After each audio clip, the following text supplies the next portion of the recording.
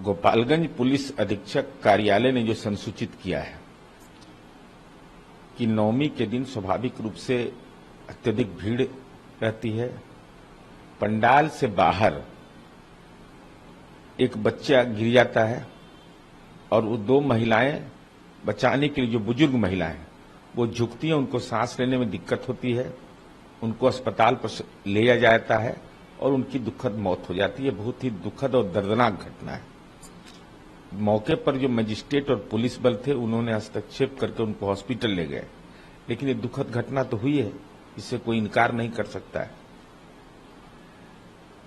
Poster वार सिर्फ बिहार में नहीं, अब यूपी के लखनऊ और उत्तराखंड के देहरादून में भी भावी प्रधानमंत्री के रूप में अखिलेश यादव को दिखाया गया है। इस पर सफाई आई है कि अगर किसी समर्थक ने पोस्टर लगाया है, वह जो चाहते हैं उसे व्यक्त कर रहे हैं। समाजवादियों का लक्ष्य भाजपा को रोकना है।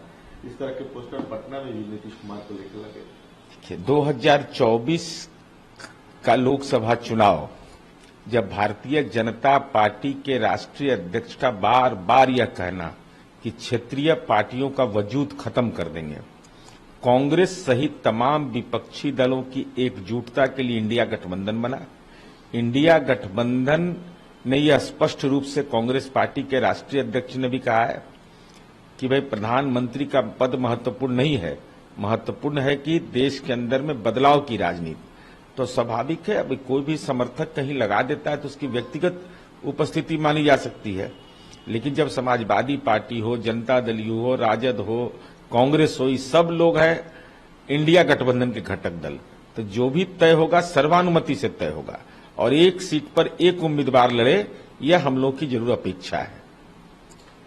महुआ मोइत्रा जो टीएमसी की सांसद है, उन पर गंभीर आरोप लगे हैं, पैसे लेकर के संसद में सवाल, बार बार एक ही सवाल उठाना, उनकी आईडी सऊदी अरब में खोली गई थी, वहां इसको लेकर के पश्चिम बंगाल के मंत्री हैं फिरहाद हकीम, उन्होंने, जो कि ममता बनर्जी की काफी करीबी माने, तो उन्होंने कहा है कि टीएमसी महुआ मोइत्रा के खिलाफ रिश्वतखोरी के आरोप उन्हें चुप कराने का प्रयास।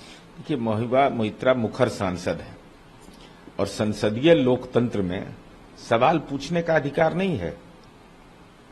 भाई बिहार उसका उदाहरण है कि एक विधानसभा अध्यक्ष थे भारतीय जनता पार्टी के यहाँ, और एक दरोगा का सवाल बार बार सदन में हस्तक्षेप करके कहीं न कहीं से उसकी सम्यक सूचना लाते थे, तो क्या उन पर कोई आरोप लगा था? भाई ये तो संसदीय परंपरा है, प्रश्न पूछने का अधिकार प्राप्त है। अगर आप पाक साफ है तो आप जवाब दीजिएगा, लेकिन अगर सदन में किसी को चुप रिश्वतखोरी का आरोप लगा रहे हैं तो पूरे संसदीय गरिमा पर आप हमला कर रहे हैं। ये तो लोकतंत्र में मुखर सांसदों को, जैसे संजय सिंह के मामले में वो मुखर थे तो उनको ईडी की कार्रवाई झेलना पड़ रहा है, और कांग्रेस पार्टी के राष्ट्रीय अध्यक्ष मल्लिकार्जुन सहित तमाम विपक्ष ने अनुरोध किया कि संसद के विशेष सत्र में उनका निलंबन वापस लिया जाए, लेकिन चूंकि मंशा थी कि ईडी के तहत इनको गिरफ्तार करना है, तो इन्होंने संसदीय परंपरा का भी अपमान किया।